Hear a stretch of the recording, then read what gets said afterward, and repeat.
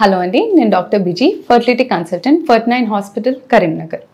కంతులుకి infertility ఏమైనా relationship ఉందా, కంతులు ఉండడం వల్ల పిల్లలు కాకపోవచ్చా అనే అంశం మీద మాట్లాడుకుందాం.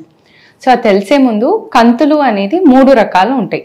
ఒకటి సబ్సీరోజల్ అంటే గర్భసంచిని ఒక కొబ్బరి చిప్పలాగా, ఒక కోకోనట్ లాగా ఊహించండి. సో చిప్ప పైన ఉన్నది, గర్భసంచి బయట ఉన్నది, దీన్ని సబ్సీరోజల్ అని చెప్తాం. కోకోనట్ గుజ్జు కదా, సో గర్భసంచి మజిల్ లోపల, గుజ్జు లోపల వచ్చే ఇట్లాంటి కంతులను ఇంట్రామ్యూరల్ అని చెప్తాం. లోపల క్యావిటీ లోపలికి వచ్చేది, అంటే కోకోనట్ లోపల నీళ్ళు ఉంటది కదా, ఆ జాగా లోపలికి వస్తున్నట్టు. సో గర్భసంచి లోపల క్యావిటీ లోపలికి ప్రొజెక్ట్ అయితే దాన్ని సబ్మ్యూకసల్ అని చెప్తాం. సో 3 రకాల కంతులు ఉంటాయి. సో ఒకవేళ గర్భసంచి బయట వచ్చే కంత అనుకోండి, దీని వల్ల పిల్లలు పుట్టకపోవడం అనే అంశం చాలా తక్కువ. సో దీని వల్ల పిల్లలు పుట్టరు అనేది ఉండదు. రెండోది ఇంట్రామ్యూరల్ అంటే మజిల్ లోపల వచ్చే కంతులు.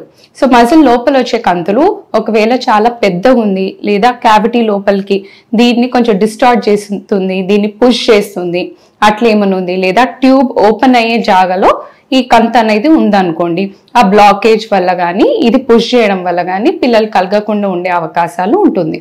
మూడోది క్యావిటీ లోపల ఉన్నది, సో పొర లోపలికి ఉన్న కంతులు సబ్మ్యూకోజల్ ఫైబ్రాయిడ్ అని చెప్తాం. అది ఉండడం వల్ల పిల్లలు పుట్టకపోవడం అనేది ఎక్కువ కామన్ గా ఉంటుంది. ఎందుకంటే ఈ క్యావిటీ లోపలే బేబీ అనేది అతుక్కోవడం కానీ పెరగడం అనేది జరుగుతుంది. సో లోపలికి ఉన్నప్పుడు ఇది కరెక్ట్ ఉండకపోవడం, పొర కరెక్ట్ ఉండకపోవడం, లేదా ప్రెగ్నెన్సీ వచ్చినా అతుక్కోకపోవడం, ఈ ప్రాబ్లం వల్ల ప్రెగ్నెన్సీ అనేది రాకపోవచ్చు. సో కంతులు వస్తే ఏం చేయాలి? సో కంతులు లొకేషన్ని బట్టి, సైజ్ని బట్టి కలగకుండా ఉండే అవకాశాలు ఉన్నాయా లేదా ఇవన్నీ చెక్ చేసి తీయాలనా వద్దా అనేది చెప్తాము. సో కంతులు ఎట్లా తొలగియాలనేది 2 స్టెప్స్ అండి.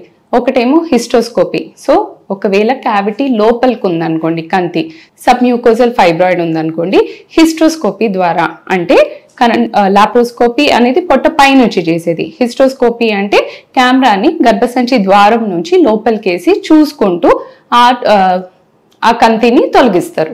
దీన్ని హిస్టోస్కోపిక్ ఫైబ్రాయిడ్ రిమూవల్, మయోమెక్టమీ అని చెప్తాం. ఇంకో దారి ఏంటిదంటే లాప్రోస్కోపిక్ మయోమెక్టమీ. సో లాప్రోస్కోపీ చేసి పొట్ట మీద నుంచి రంధ్రాలు వేసి ఆపరేషన్ చేసి ఇంట్రామ్యూరల్ ఫైబ్రాయిడ్ కానీ ఏది ఉందో దాన్ని తొలగిస్తారు.